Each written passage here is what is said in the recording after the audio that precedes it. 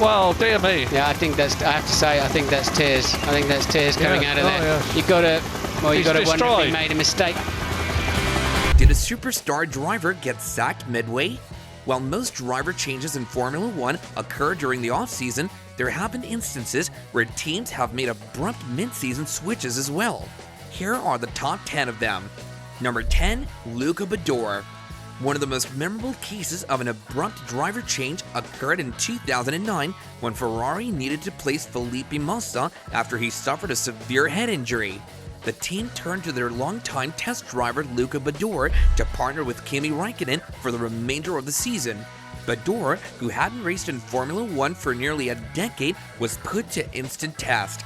Badoer's return to racing, however, was far from good. He struggled immensely from the outset, qualifying last at both the Valencia and Spa-Francorchamps circuits. His race performances were equally disappointing, failing to score points in either event. Number 9, Michael Andretti. Michael Andretti had a short-lived Formula One career with McLaren in 1993. Andretti was a successful American driver and made the switch from IndyCar to Formula One with high expectations. However, his transition also proved to be extremely challenging.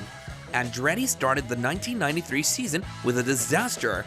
He crashed out of the first 4 races, giving signs of his incapabilities early on itself.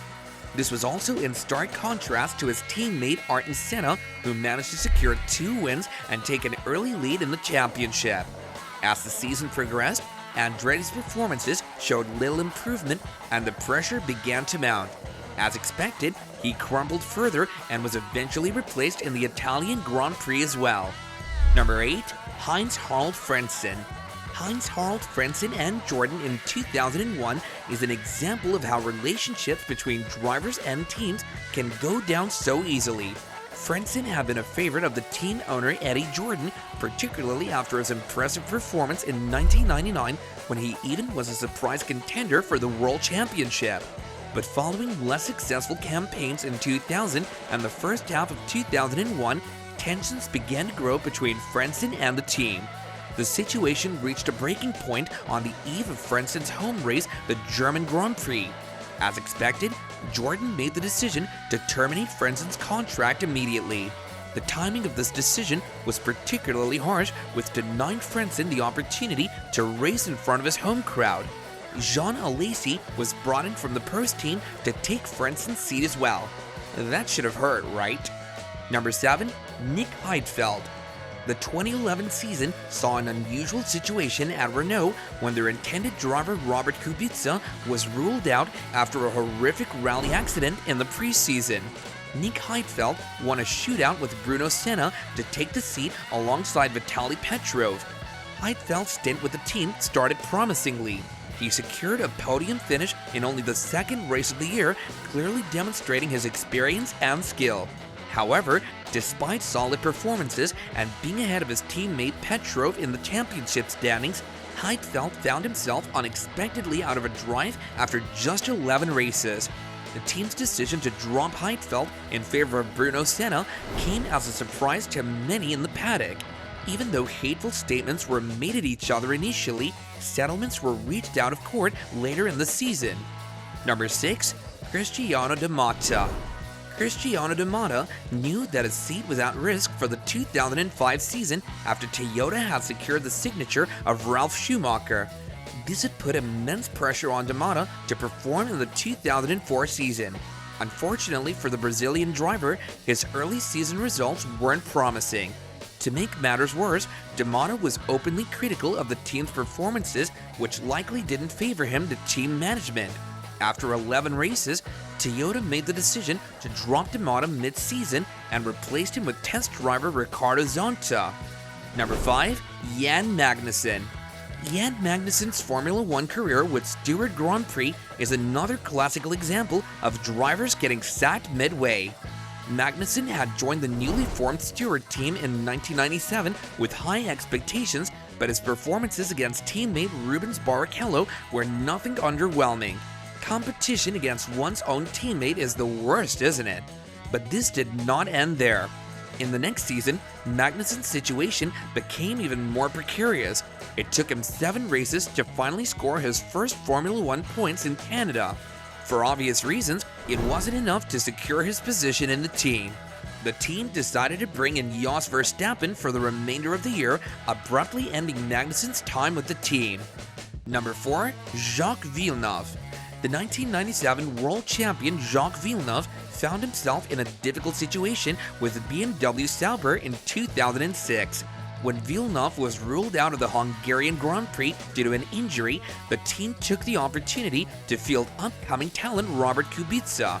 Kubica's solid debut impressed the team, which prompted them to consider giving the Polish driver more opportunities for 2007.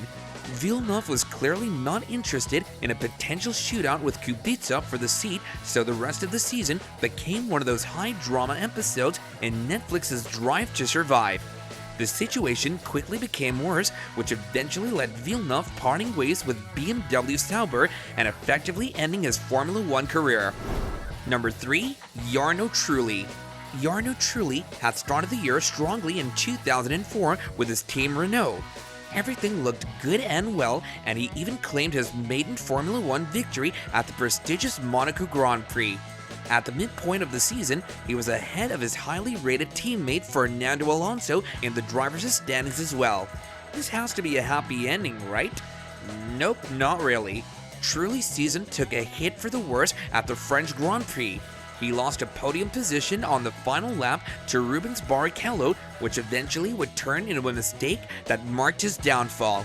Following this incident, Trulli failed to score points for 5 consecutive races, much to the frustration of team boss Flavio Briatore. Talk about sports being ruthless. Number 2. Alain Prost. Did you think the champions are free from getting sacked? Absolutely not. Even multiple world champions aren't immune to abrupt driver changes, and that's exactly what Alain Prost's exit from Ferrari in 1991 shows. Prost, a 3-time world champion at the time, joined the team Ferrari with the aim of securing his first driver's title with the iconic Italian team. As expected, 1990 had been a strong year for Prost after narrowly missing out on the title to Ayrton Senna. But the year that followed proved to be a disaster. For the first time in a decade, Prost failed to win a single race throughout the season. The Frenchman became increasingly critical of the team, leading to mounting tensions as well. As the relationship between Prost and Ferrari got worse with each minute, the team made the decision to terminate his contract at the earliest. Gianni Morbidelli was brought in to replace Prost for the Australian Grand Prix. Number 1. Daniil Kvyat. One of the most striking mid-season driver changes in recent Formula 1 history involved Daniil Kvyat and Red Bull in 2016. Kvyat had been promoted to Red Bull from Toro Rosso at the end of 2014 to replace the departing Sebastian Vettel. In his first season with the team, Kvyat indeed performed well and outscored his more experienced teammate Daniel Ricciardo. However, the start of the 2016 season proved challenging for the driver. He had a scrappy first few races, which ended up with a controversial crash involving Sebastian Vettel at the Russian Grand Prix. Red Bull made the shock decision to replace Kvyat with Max Verstappen after just 4 races into the season. So what do you guys think? Which one do you think was the worst out of these? Drop your views in the comments section below, and we'll catch you again in the next episode.